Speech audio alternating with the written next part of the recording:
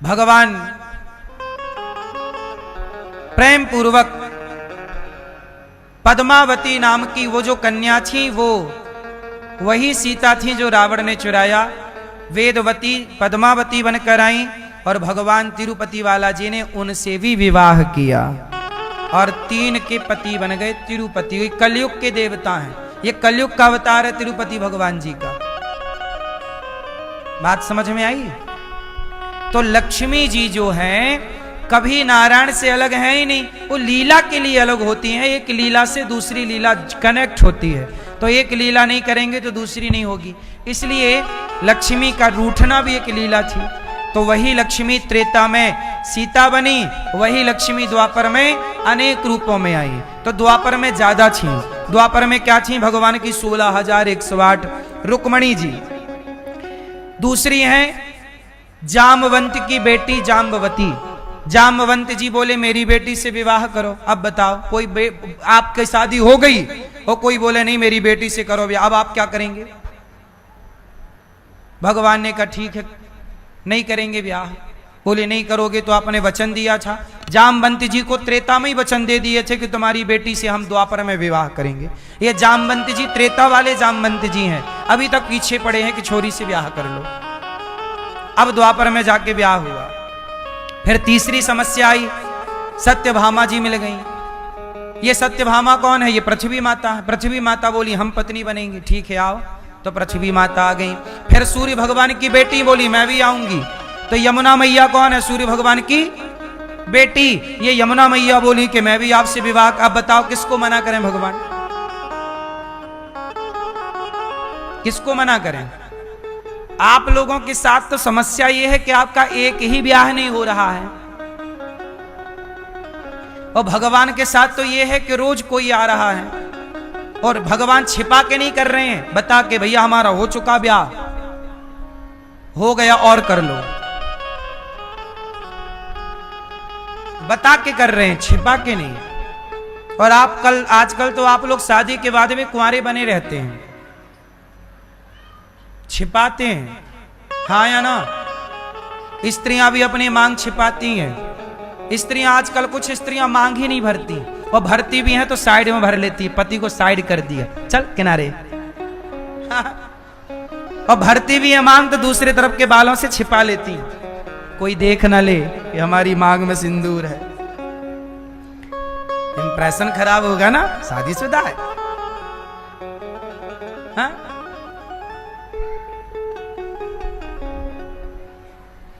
आजकल कुछ स्त्रियां मांग नहीं भरती। बात सही है गलत है? मांग भरना चाहिए कि नहीं भरना चाहिए? कुछ स्त्रियां नहीं भरती। अरे मांग भरना सौभाग्य है। जिनके पति नहीं होते वो चाह के भी मांग नहीं भर सकती। तुम्हारा है तो भरो लंबी मांग। कुछ स्त्रियां चूड़ियां नहीं पहनती, एक हाथ खाली, दूसरे हाथ में यहां तक चूड़ियां। फैशन है। फैशन के नाम पे परंपराएं तक नष्ट कर दी। हमारे यहां कहावत कहते थे कि दुश्मन की बेटी कभी हाथ खाली ना हो। हाथ खाली होना मतलब विधवा होना। हाथ खाली किसका संकेत है? बोलो, विधवा का। मतलब तुम हाथ खाली रखी हो तो क्या विधवा होना चाहती हो? पति की जान लेना चाहती हो? फैशन के नाम पे देखो पति को मारे पड़ी है, हाँ या ना? चूड़ी ये 16 श्रृंगार है, ये आपके लिए बनाया है, विधान है, ठीक है। तो भगवान श्री कृष्ण का विवाह माता यमुना जी से हुआ। क्या करते? मना करते क्या? अच्छा, भगवान ने सबसे ज्यादा फायदा भगवान का किस विवाह से हुआ? यमुना जी के विवाह से। क्योंकि यमुना मैया के 2 भैया बड़े डेंजर हैं। यमुना जी के 2 भाई हैं, एक शनि महाराज और दूसरे यमराज, और दोनों खतरनाक हैं। यमराज यम और शनि। तो भगवान को लगा कि यमुना जी से विवाह कर लेंगे तो फिर हमारे भक्तों पर शनि की 7.5 का कोई झंझट नहीं रहेगा। जो भगवान के हैं उन पर कोई शनि बनी का प्रभाव नहीं पड़ता। तो भगवान ने कहा कि हमारे भक्तों को थोड़ा राहत मिलेगी, तो कर लिया ब्याह। भगवान का 5वां विवाह उज्जैन में हुआ मित्रविंदा के साथ, 6वां विवाह सत्या के साथ, 7वां भद्रा के साथ, 8वां लक्ष्मणा के साथ। और भौमासुर नाम का एक दैत्य था, उसने 16,100 कन्याओं को बंदी बना लिया। जो भी अच्छी लड़की मिलती जेल में डाल देता। और भौमासुर के जेल में 16,100 कन्याएं जब हो गई तो कन्याओं ने भगवान से कहा, प्रभु अब ये मार डालेगा हमें या हमसे, अच्छा वो बंदी क्यों करता था? उस भौमासुर का मन था कि मैं इन कन्याओं से एक साथ विवाह करूंगा। तब उन कन्याओं ने भगवान से कहा कि प्रभु आप हमारी रक्षा कीजिए। तब भगवान ने भौमासुर को युद्ध में परास्त किया, मारा और उन कन्याओं को जेल से मुक्त किया। कन्याओं से कहा देवी अपने अपने घर जाओ। उन कन्याओं ने कहा प्रभु हम आपको छोड़ के कहां जाएं? अब बताओ वो 16,100 कन्याएं थी। यदि भगवान कहते घर जाओ तो वो घर कहां जाती? उनके पिता उनके भाई क्या उन्हें स्वीकार करते? लोग कहते कि तुम पराये पुरुष के पास रहकर आई हो। कौन स्वीकार करता, कौन विवाह करता?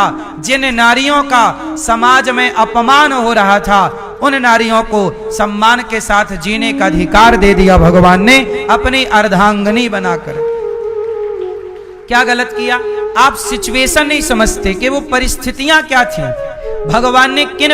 अब सोचिए भगवान का 16,108 विवाह हुए पर एक भी शादी का कार्ड नहीं छपा, सब इमरजेंसी केस थे। ना किसी भी शादी का मंडप गढ़ पाया ठीक ठीक, ना हल्दी चढ़ पाई, ना कोई, सबको ले लेके भागने की स्थिति थी। क्या करते?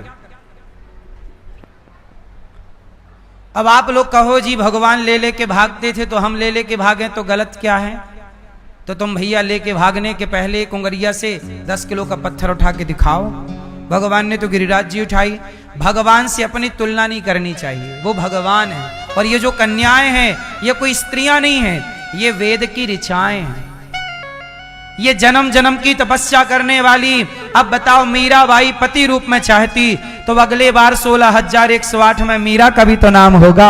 ऐसी ना जाने कितनी जो पति रूप में चाहती, तपस्या करती, उन्हें भगवान पत्नी बनाते हैं। और ये भगवान का धर्म है कि भक्त जो भाव से भजेगा उस भाव से भगवान उसे प्राप्त होंगे।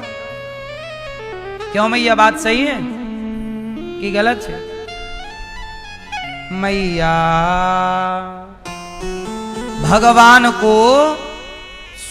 के 16,108 विवाह संपन्न हुए।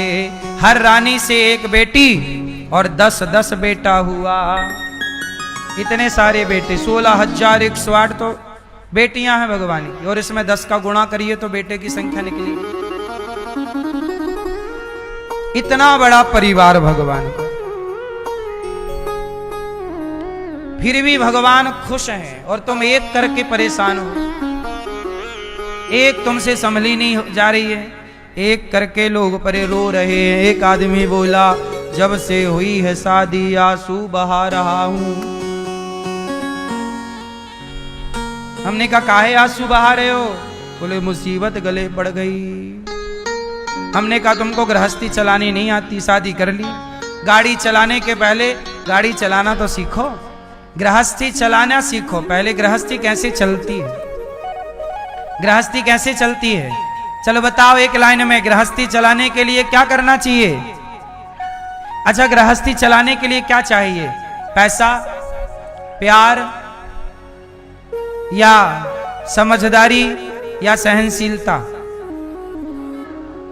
रिश्ते चलाने के लिए क्या चाहिए? पैसा, प्यार, सहनशीलता, समझदारी। क्या चाहिए? क्या चाहिए? रिश्ता चलाना हो तो एक चीज हो, यदि एक आ गई तो बाकी तीनों आ जाएंगे। क्या क्या है? एक, हाँ, रिश्ते में सहनशीलता आ गई तो सब आ जाएगा। आजकल रिश्ते क्यों टूट रहे हैं? सहनशीलता ही नहीं है। लोग सहते ही नहीं, दो बात नहीं सहते। अरे बिना छेनी और बिना हथौड़े की चोट सहे बिना पत्थर भगवान नहीं होता। पत्थर को भी छेनी हथौड़ों की चोट सहनी पड़ती। बिना ठोकर खाए पत्थर भगवान नहीं बनता, तो बिना सहे आप अच्छे इंसान कैसे बनोगे? इसलिए थोड़ा सहना पड़ता। सहो खुशी खुशी, ज्यादा बकवास बिल्कुल